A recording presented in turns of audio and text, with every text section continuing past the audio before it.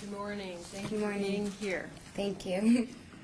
Please state and spell your name for the record. Okay. Alexandra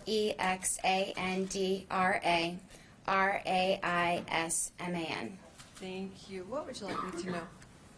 Your Honor, thank you for the opportunity to make this statement here today.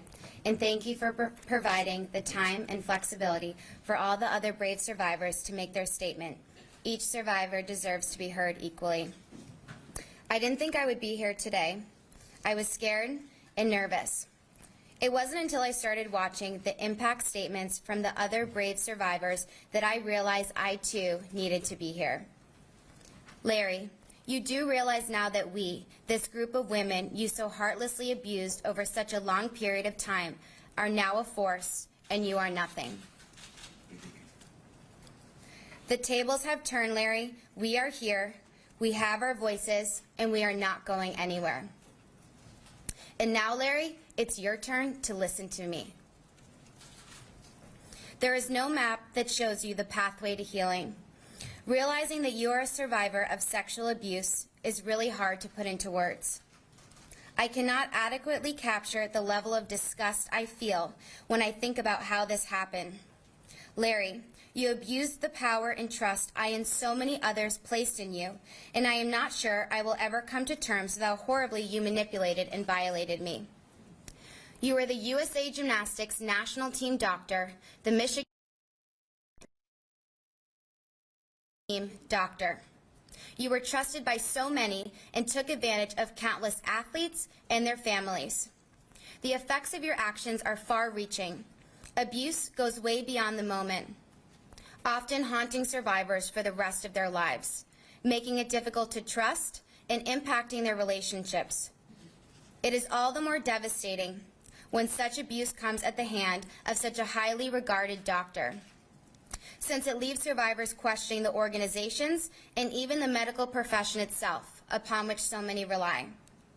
I am here to face you, Larry, so you can see I've regained my strength, that I'm no longer a victim, I'm a survivor. I am no longer that little girl you met in Australia where you first began grooming and manipulating. As for your letter yesterday, you are pathetic to think that anyone would have any sympathy for you. You think this is hard for you? Imagine how all of us feel. Imagine how it feels to be an innocent teenager in a foreign country, hearing a knock on the door, and it's you. I don't want you to be there, but I don't have a choice. Treatments with you were mandatory. You took advantage of that. You even told on us if we didn't want to be treated by you, knowing full well the troubles that would cause for us. Lying on my stomach with you on my bed, insisting that your inappropriate touch would help to heal my pain. The reality is you caused me a great deal of physical, mental, and emotional pain. You never healed me. You took advantage of our passions and our dreams. You made me uncomfortable, and I thought you were weird. But I felt guilty because you were a doctor, so I assumed I was the problem for thinking badly of you. I wouldn't allow myself to believe that the problem is you. From the time we were little, we are taught to trust doctors. You are so sick, I can't even comprehend how angry I feel when I think of you. You lied to me and manipulated me to think that when you treated me, you were closing your eyes because you had been working hard when you were really touching me, an innocent child, to pleasure yourself. Imagine feeling like you have no power and no voice. Well, you know what, Larry? I have both power and voice, and I am only beginning to just use them. All these brave women have power, and we will use our voices to make sure you get what you deserve. A life of suffering spent replaying the words delivered by this powerful army of survivors. I am also here to tell you to your face, Larry, that you have not taken gymnastics away from me. I love this sport, and that love is stronger than the evil that resides in you and those who enabled you to hurt many people. You already know you're going away to a place where you won't be able to hurt anybody ever again. But I am here to tell you that I will not rest until every last trace of your influence on this sport has been destroyed like the cancer it is. Your abuse started 30 years ago, but that's just the first reported incident we know of. If over these many years just one adult listened and had the courage and character to act, this tragedy could have been avoided. I and so many others would have never, ever met you. Larry, you should have been locked up a long, long time ago. Fact is, we have no idea how many people you victimized or what was done or not done that allowed you to keep doing it and to get away with it for so long. Over those 30 years, when survivors came forward, adult after adult, many in positions of authority protected you, telling each survivor it was okay, that you weren't abusing them. In fact, many adults had you convince the survivors that they were being dramatic or had been mistaken. This is like being violated all over again. How do you sleep at night? You were decorated by USA Gymnastics and the United States Olympic Committee, both of which put you on advisory boards and committees to come up with policies that would protect athletes from this kind of abuse. You are the person they had, quote, take the lead of athlete care. You are the person they say, quote, provided the foundation for our medical system. I cringe to think that your influence remains in the policies that are supposed to keep athletes safe, that these organizations have for years claimed, quote, state of the art.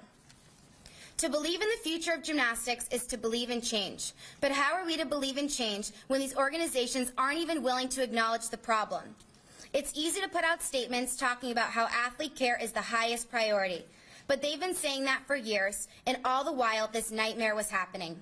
False assurances from organizations are dangerous, especially when people want so badly to believe them. They make it easier to look away from the problem and enable bad things to continue to happen. And even now, after all that has happened, USA Gymnastics has the nerve to say the very same things it has said all along. Can't you see how disrespectful that is? Can't you see how much that hurts? A few days ago, USA Gymnastics put out a statement attributed to its president and CEO, Carrie Perry, saying she came to listen to the courageous women and said, quote, their powerful voices leave an indelible imprint on me and will impact my decision as president and CEO every day.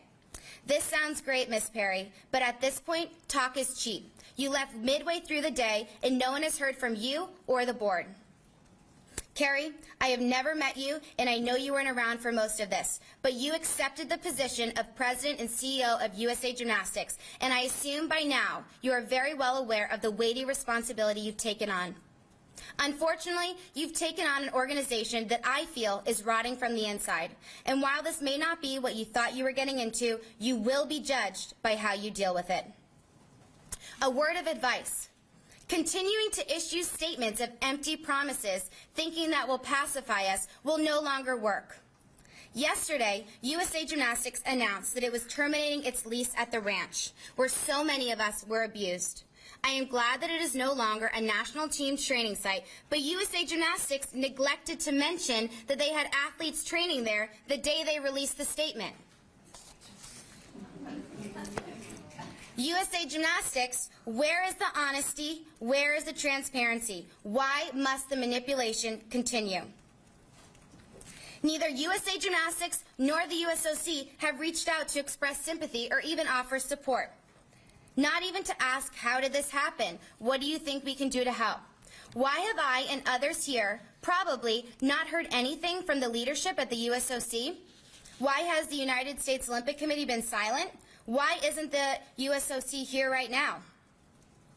Larry was the Olympic doctor, and he molested me at the 2012 London Olympic Games.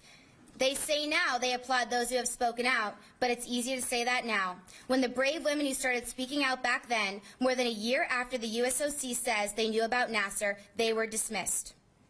At the 2016 Olympic Games, the president of the USOC said that the USOC would not conduct an investigation and even defended USA Gymnastics as one of the leaders in developing policies to protect athletes.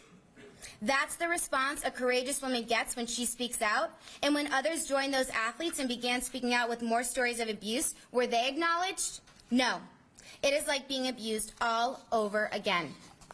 I have represented the United States of America in 2 Olympics and have done so successfully. And both USA Gymnastics and the United States Olympic Committee have been very quick to capitalize and celebrate my success. But did they reach out when I came forward? No. So at this point, talk is worthless to me. We're dealing with real lives in the future of our sport. We need to believe this won't happen again. For this sport to go on, we need to demand real change, and we need to be willing to fight for it. It's clear now that if we leave it up to these organizations, history is likely to repeat itself. To know what changes are needed requires us to understand what exactly happened and why it has happened. This is a painful process, but it's the only way to identify all the factors that contributed to this problem and how they can be avoided in the future. This is the only way to learn from these mistakes and make gymnastics a safer sport. If ever there was a need to fully understand a problem, it is this one right now. To accept that problem is limited to just what we know now is irresponsible, delusional even. Each new day seems to bring a new survivor. We have no idea just how much damage you caused, Larry, and we have no idea how deep these problems go. Now is the time to acknowledge that the very person who sits here before us now, who perpetrated the worst epidemic of sexual abuse in the history of sports, who is going to be locked up for a long, long time. This monster was also the architect of policies and procedures that are supposed to protect athletes from sexual abuse for both USA Gymnastics and the USOC. If we are to believe in change, we must first understand the problem and everything that contributed to it. Now is not the time for false reassurances. We need an independent investigation of exactly what happened, what went wrong, and how it can be avoided for the future. Only then can we know what changes are needed. Only then can we believe such changes are real. Your Honor, I ask you to give Larry the strongest possible sentence which his actions deserve. For by doing so, you will send a message to him and to other abusers that they cannot get away with their horrible crimes. They will be exposed for the evil they are, and they will be punished to the maximum extent of the law. Let this sentence strike fear in anyone who thinks it is okay to hurt another person. Abusers, your time is up. The survivors are here, standing tall, and we are not going anywhere. And please, Your Honor, stress the need to investigate how this happened so that we can hold accountable those who empowered and enabled Larry Nassar, so we can repair and once again believe in this wonderful sport. My dream is that one day, everyone will know what the words Me Too signify, but they will be educated and able to protect themselves from predators like Larry, so that they will never, ever, ever have to say the words Me Too. Thank you. Thank you. I'm an adult.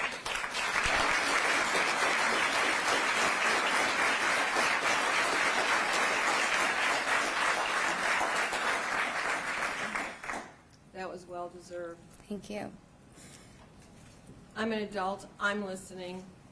I'm sorry it took this long.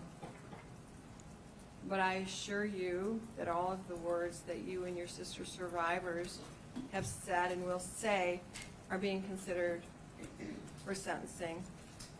I have to say, there's a new state-of-the-art.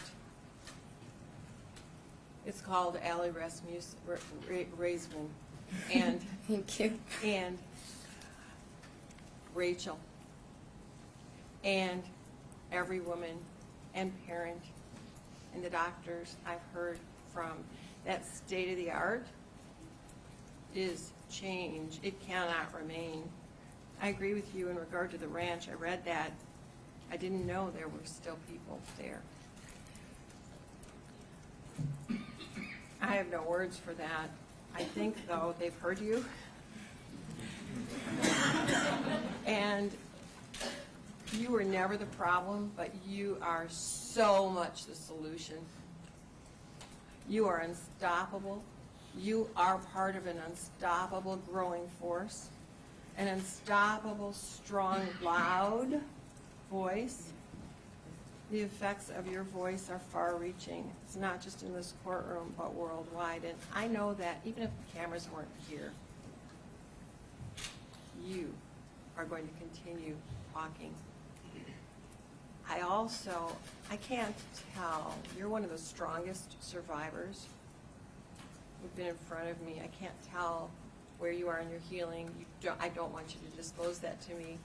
But your words, I think, from my perspective, sitting here and listening to countless people talking about this, and there are more, you are so strong.